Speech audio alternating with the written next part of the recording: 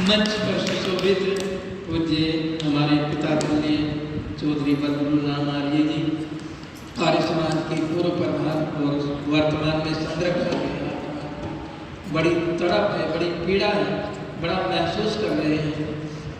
और हमारे आर्य समाज के उपमंत्री श्री सत्येंद्र रावल जी, भाई चेतराम आर्य जी, सुरेंद्र रावल जी और हमारे सोमवीर आर्य जी, हमारे कैलाश जी, भाई अनुराग जी, मंदानीय पूजनीय मातृशक्ति, जहाँ तक मेरी आवाज़ जा रही है, सभी धर्म के विलासी बंधुओं, धर्म से व्यक्ति आज पीछे हटते जा रहे हैं, शुभ कर्मों से आज पीछे हटते जा रहे हैं। और जब व्यक्ति अब सदाचार से पीछे हट जाता है तो अनाचार अपने आप ही बढ़ना प्रारंभ हो जाता है। आज स्थिति यही देश की हो रही है। आइए हम अपने इस समाज को, राष्ट्र को एक नई दिशा, एक नई ऊर्जा देने के लिए खड़े हों। आज हम उलझ कर रहे हैं, दूसरों के दोषों को देखते हैं, दूसरों के बुराइयों का ध्यान करते हैं, बुराइयों को ढूंढते हैं, लेकिन ये गुण सज्जनों का नहीं होता। आचार्य चाणक्य जी बड़ा सुंदर लिखते हैं कि सज्जनानां गुण गच्छन्ति दोष गच्छन्ति पामरः। जो पामर व्यक्ति होते हैं वो दूसरों के दोषों को देखते हैं, और जो सज्जन लोग होते हैं वो दूसरों के गुणों का ग्रहण करते हैं, अच्छाइयों को धारण करते हैं। तो आइए, बड़ा सुंदर गीत लिखा है कवि ने।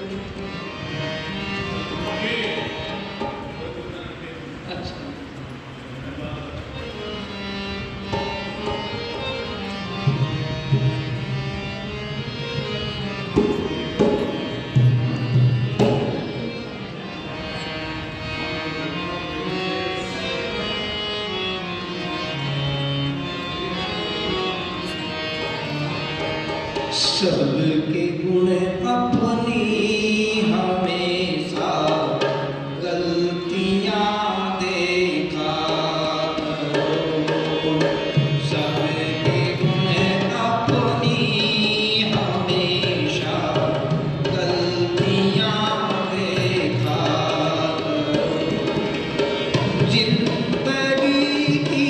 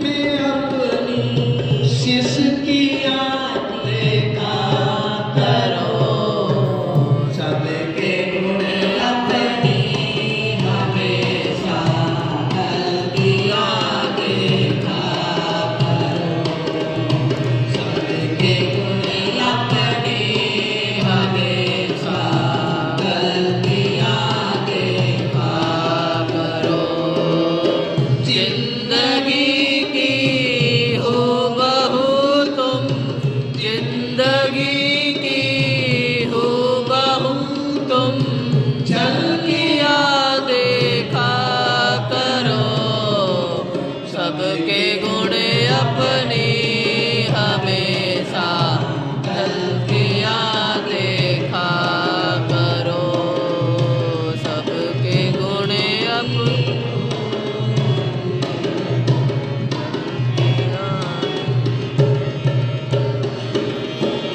विषयों का विषपान कर मद के नशे में झूमता।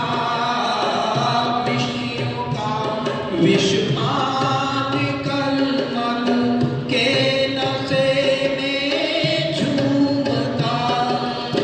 प्रभु नाम का अमृत पीकर, प्रभु नाम का जाम पीकर मस्तियाँ देखा करो।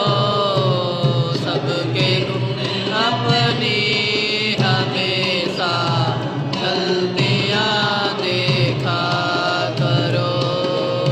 सबके गुण अपनी हमेशा झलकियाँ देखा करो। जिंदगी की हो रहो तुम, जिंदगी की हो रहो तुम, झलकियाँ देखा करो। सबके गुण अपनी हमेशा झलकियाँ देखा करो। सबके गुण अपनी हमेशा झलकियाँ देखा करो। ये दिल में ये जवानी की अकड़ सब खाक में मिल जाएगी। ये जवानी की अकड़ सब खाक में मिल जाएगी। जल चुके हैं सब जो उनकी, जल चुके हैं सब जो उनकी अस्थियाँ देखा करो। सबके गुण अपनी हमेशा झलकियाँ देखा करो। सबके गुण अपनी हमेशा झलकियाँ देखा करो। जिंदगी की हो रहो तुम, जिंदगी की हो रहो तुम, झलकियाँ देखा करो। सबके गुण अपनी हमेशा झलकियाँ देखा करो। सबके गुण अपनी हमेशा झलकियाँ देखा करो। सबके गुण अपनी हमेशा गलतियाँ देखा करो। सबके गुण अपनी हमेशा गलतियाँ देखा करो। जिंदगी की हो बहू तुम झलकियाँ देखा करो। आग बोझे आप तो गर वो सिकंदर सा गुरूर, खाली हाथ आते जाते अर्थियां दे। आज व्यक्ति धन कमाने पर लगा, किसी भी प्रकार से धन आ गया, घोटाले करके आए, गमन करके आए, कुछ भी पदार्थों में मिलावट करके आए, दूध में मिला करके कमा रहा है, घी में मिला करके कमा रहा है, अनेकों प्रकार के खाद्य पदार्थों में मिलावट करके कमा रहा है, हल्दी बेच रहा है मिली हुई, धनिया जीरा मसाला सब मिला हुआ बेच रहा है, जहर परोस रहा है आज पूरे संसार में पैसे की। तो पैसा कमा रहा है व्यक्ति, पर पैसा कमाना चाहिए, खूब कमाना चाहिए। सतम हस्त संकिरा, संचित करो, 100 हाथों से हजारों से दान करो। और कहा भी है सबसे पहले धर्म अर्थ दूसरे नंबर पर अर्थ को लिया है हमारे ऋषियों ने। महर्षि स्वामी दयानंद जी ने भी अर्थ को दूसरे नंबर पर लिया। तीसरे नंबर पर उन्होंने कहा शारीरिक, आत्मिक और सामाजिक, ये पैसा जो है अर्थ जो सामाजिक उन्नति में आता है, तो शारीरिक, आत्मिक और सामाजिक उन्नति करना ये मनुष्य का कर्तव्य है। पैसा कमाए खूब, परंतु धर्म के अनुसार कमाया हुआ पैसा वो क्या हो जाता है, अर्थ बनता है, और अनर्थ, अनीति से कमाया हुआ अनर्थ हो जाता है, पाप से कमाया हुआ अनर्थ होता है, वह अनर्थ माना गया। तो इसलिए कमाओ खूब, खूब पैसा संचय करो, कमा करके मेहनत से, पुरुषार्थ से, परिश्रम से खूब पैसा कमा करके खूब सुविधाएं का लाभ लो, खूब आनंद लो जीवन का, परंतु पाप से एक पैसा भी नहीं कमाना चाहिए। सिकंदर ने खूब धन बटोर किया, अपने पूरे खजाने को भर लिया, लोगों से लूट लूट करके, छीन करके, और घोषणा कर दी कि कोई भी अपने पास एक भी रुपया नहीं रखेगा, सारा राजकोष में जमा करना हो, और अगर किसी ने ये उल्लंघन किया तो उसको जो सजाए मौत दी जाए। और ये उसने कबर से भी खुदवा करके रुपया निकाला। उसके मन में आया शायद किसी ने पैसा दबोच लिया हो, लको करके रख लिया हो, एक सुंदर घोड़ा लिया और उस सुंदर घोड़े को सिपाहियों को दे करके भेज दिया कि जाओ इसको नगर में बेच करके आओ, 1 रुपए का बेच करके आओ। लाखों की कीमत के घोड़े को 1 रुपए में बेच रहा, पर खरीदने वाला कोई नहीं है, किसी के पास पैसा नहीं है। परंतु एक विधवा माँ है, बच्चे ने जिद की, और बच्चे ने जब जिद की, हमारे सैनी साहब जो हमारे आसमाज के प्रधान आए हैं, बहुत बहुत उनको बड़ी तड़प है आसमाज। अभी जैसे बदबुराम जी थे, उन्हीं की जोड़ी के, उनको भी तड़प, अपनी तड़प दर्शा रहे थे कि क्या हो गया है आज समाज में। हम देखते हैं लोग घरों में जुड़ के बैठे हैं, पर समाज में नहीं आते, 1 दिन का समय, 1 घंटे का समय निकालते हैं। उनको भी तड़प थी, और सैनी साहब को भी तड़प है। तो सिकंदर ने घोड़ा भेज दिया लाखों रुपए का, और 1 रुपए में बेच रहे हैं। 1 रुपए की कीमत घोड़े की रखी है। सिपाही आवाज लगा लगा करके गली गली में घूम रहे हैं, परंतु कोई खरीदार नहीं है। परंतु एक विधवा माँ का छोटा सा बेटा गली में खेल रहा था, उसने आकर के माँ से कहा, माँ घोड़ा लेकर के दे, 1 रुपए में बिक रहा। ना बेटा, मेरे पास एक पैसा नहीं। परंतु बाल हट, राजहट और स्त्री हट, घोड़ा, ये 4 हट इस प्रकार की है, चाहे गर्दन कट जाए, घोड़े को मैंने देखा है पीटते पीटते उसको लिटा दिया, पर घोड़ा 1 कदम भी आगे नहीं बढ़ा। पीछे तो चलने को तैयार है, पर आगे को नहीं बढ़ा। तो ऐसे ही स्त्री की भी हट होती है, बच्चे की हट होती है। बच्चा पिटने लगता है, परंतु जिस चीज की जिद पकड़ जाता है वो जिद पूरी करे, इतना नहीं होती पूरी, इतना मानता नहीं। बच्चे ने जिद की, माँ जिद के आगे झुक गई, और उसके मन में एक बात आई, एक संस्कार आया कि जब तेरे पति का देहांत हुआ था, मुंह में 1 रुपया डाल करके दफनाया गया था, और उसके मन में आया वो रुपया निकाल करके बच्चे की जिद को पूरा करूंगी।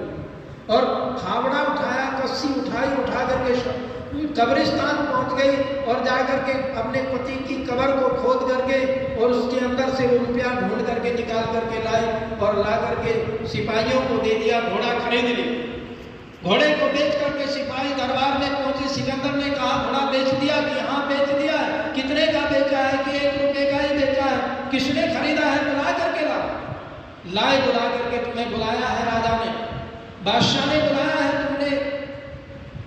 वो घबरा गई कि राजा अब दंड देगा, और पहुंची जाकर के पूछा, ये रुपया तुम्हारे पास कहां से आया? जब तुम्हें कहा था कि सारा पैसा कोष में जमा करना है। उसने कहा, क्षमा करना महाराज, मेरे बच्चे जिद कर रहे थे, मेरे बच्चे की जिद के सामने मुझे झुकना पड़ा, और कस्सी उठा करके, फावड़ा उठा करके कब्रिस्तान जाना पड़ा, और जो मेरे पति के कब्र थी उसको खोद करके 1 रुपया निकाल करके लाई। क्योंकि जब कोई व्यक्ति मरता है तो 1 रुपया उसकी कब्र में, उसके मुख में डाला जाता है, और वो मैं निकाल करके लाई। सिकंदर ने सारे कब्रिस्तानों को खुदवाया, और वहां से भी पैसा निकाल करके सारा अपने खजाने में भर लिया।